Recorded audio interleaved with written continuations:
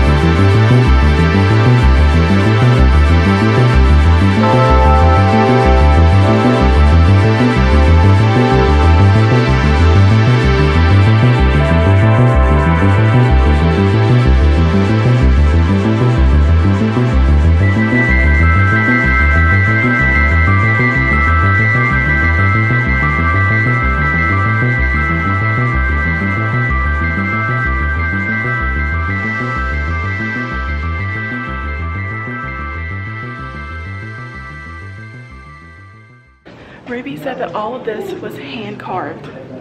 Hand carved. Insane.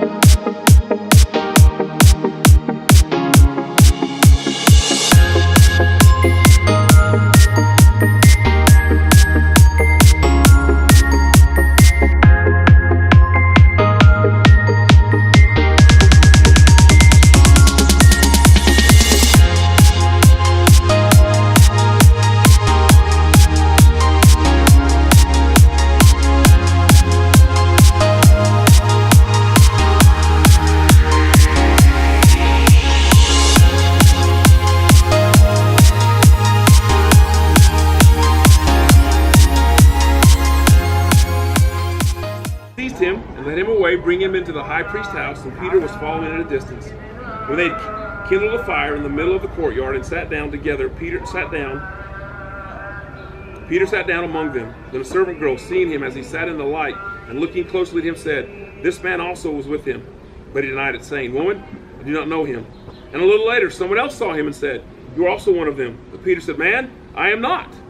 Where was all that taking place? Right over there. Yeah. And after an interval of about an hour, still another insisted, saying, "Certainly this man also was with him, for he is a Galilean," picked up on the accent. But Peter said, "Man, I do not know what you're talking about." And immediately, while he was still speaking, the rooster crowed.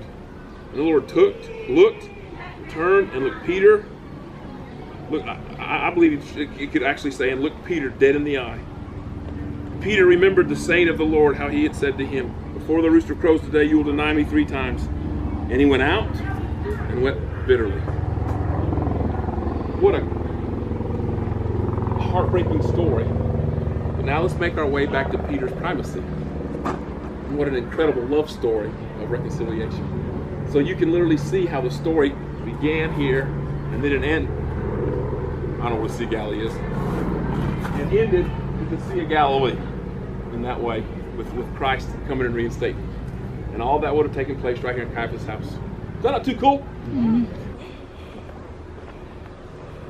I cast my mind to Calvary, where Jesus bled and died for me. I see his wounds, his hands, his feet, my Savior on that cursed tree. His body bound and drenched in tears, they laid him down in Joseph's tomb, the entrance sealed by heavy stone. Messiah still and all alone. Praise the name.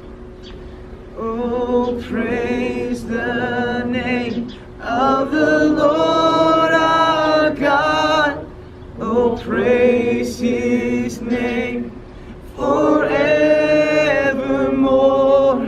For endless days we will sing your praise, O Lord our God.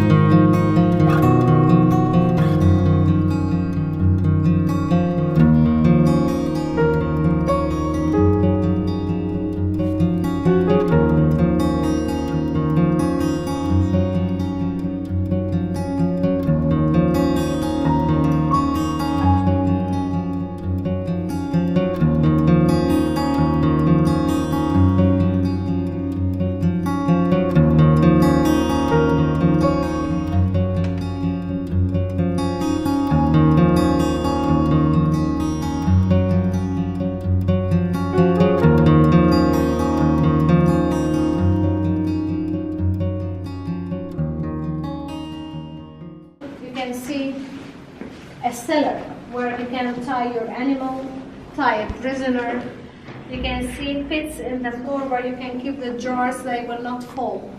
If you are the high priest and you want to keep a prisoner here, where would you keep him? In your basement, right?